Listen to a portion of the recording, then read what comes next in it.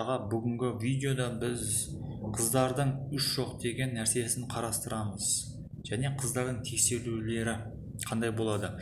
Мен жақында ғана бір 20 шақты қызбен далада таныстым, бірақ ол туралы әлі видео жоқ, өйткені түсіретін адам әлі менде жоқ. Сондықтан да мен жақындағанда негізі қыздардың тексерулері туралы көп байқадым. Ол қалай? Мысалы, біз жігіт далада танысқан кезде қыздар оларға жоқ деп айтады. Ол жоқ деген негізі ол жоқ деген сөз емес. Ер адамдар негізі логикалық адамдар. Оларға жоқ деген сөз ол жоқ деген сөз білдіреді. Біз сөйтіп ойлаймыз негізі, бірақ ол дұрыс емес. Қыздарға жоқ деген ол көреміз деген мағынаны білдіреді. Сондықтан ұлдарға негізгі орысшалай настойчивый болу керек. Қыздарға ондай ұнайды. Үш рет біз өзімізді настаивать етіп, настойчивость қосамыз. Егер 3-тен артық рет қыз бой бермей жатса, онда біз ол басқа қыздарға жақындай бастаймыз. Өйткені ол қыздан үш жоқ деген, ол деген шынымен жоқ деген мағынаны білдіреді. Мен өзімнің оқиғамды айтып кетейін. Жақында ғана танысқам, далада отырып скамейкада негізі танысқан едім. Бірақ ол қыз біраз сөйлескеннен кейін ол қыз айтты маған, біз бір-бірімізге сай емеспіз деп. Енді жоқ деп айтты. Негізі жоқ деп айтты маған. Бірақ мен өзімнің қызығушылығымды, тәжірибемнің бәрін қосып, ол қызды тыңдамадым негізі. Өйткені ол айтты, біз бір-бірімізге сай емеспіз деп айтты. Негізі қыздар ондай кезде ер адамды тексере бастайды. Жоқ десе кетіп қала ма, немесе кетіп қалмай ма деп.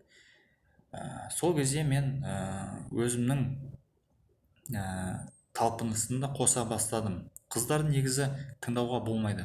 Ол кезде тыңдасаңдар, онда ешқандай нәтижеге жеткізе алмайсыңдар. Содан кейін мен қызға жарайды, сәйкес болмаса сәйкес болмасын деп, әрі қарай өзімнің қызық жағынан мағыналы қызығушылықтарымды білдіре бастадым ол қызға. Сосын ол қыз деген бір-бірімізге сай емес дегенімізді ұмыта бастады. Содан кейін мен скамейкада отырғанда ол қыздың қолынан ұстадым, шашынан ұстадым, сөйтіп ұстап өзіме үйрете бастадым.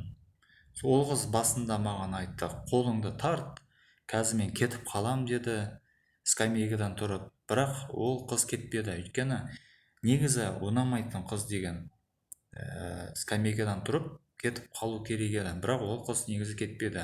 Бірақ отырды, бірақ айтты. Сондықтан мен өзімше ойладым, ол егер кетпесе, онда ол қызығушылығы бар. Сол себептен мен ол қызға қызықтырып, көбірек позитив бере бастадым.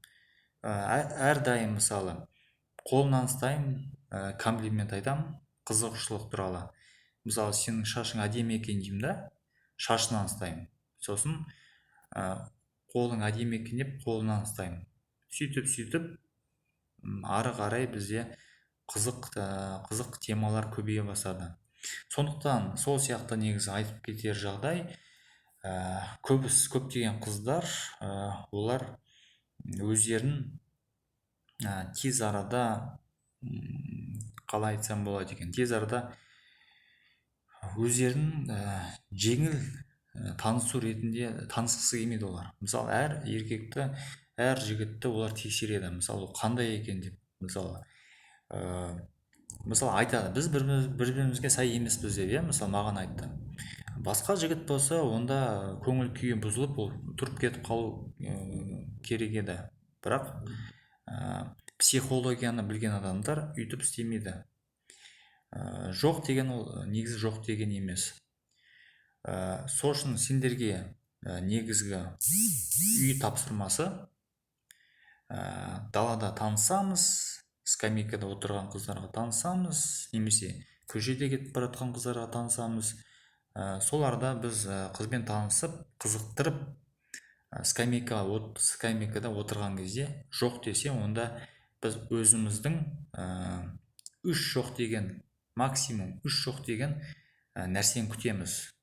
Мысалы басында ол бір жоқ дейді, қолынан ұстаймыз, шашынан ұстаймыз, сөйлеп қызықтырамыз, болмай жатса 2 жоқ дейді, үшінші рет тағы да ұстап, тағы да бой бермей жатса жоқ десе, онда ол біз басқа қызға жақындаймыз. Егер жоқ деп біз өзіміздің қызығушылығымыз алдыңғы видеоларда айтқандай қалай қызықтыру туралы, не туралы сөйлеу керектігі туралы айтсаңдар, онда ол арада қыз өзінің ойын тез арада өзгертеді. Және де бір қызық нәрсе, мен ол қыздың номерін алдым. Сол номерден алғанда басында ол айтты, біз бір-бірімізге сай емес, мен сені блокқа салам деді. Бірақ та ондай болған жоқ. Мен оны өте қызықтырдым. Сосын кешке жақын ол маған улыбкалар жібере бастады. Бұл нені білдіреді? Өйткені әр қыз ер адамды тексереді. Тексергеннен кейін сол тексерістен өту керексіңдер. Мысалы жоқ десе, сендер соған жоқ десе иә деп, мысалы өз нелеріңді білдірту керексіңдер. Нақтылықтарыңда ешкімді тыңдамағандықтар оларға өте ұнайды. Сондықтан қыздарды тыңдамау керек. Жоқ деп болмай баратса, онда өзі тұрып кетеді. Негізі қыздардың өздері сондай. Ұнамаса тұрып кетуші еді, ол тұрмады, отыр. Онда ол кеткісі келмейді. Сол себептен жігіттер, сендерге тапсырма, үй тапсырмасы, қыздарға жақындаймыз, жоқ деп айтса, тағы да жақындап сөйлесіп қызықтырып көреміз. Болмай баратса, басқа қыздарға жақындаймыз. Бірақ көп деген минус болған сайын сендер плюске жақындайсыңдар.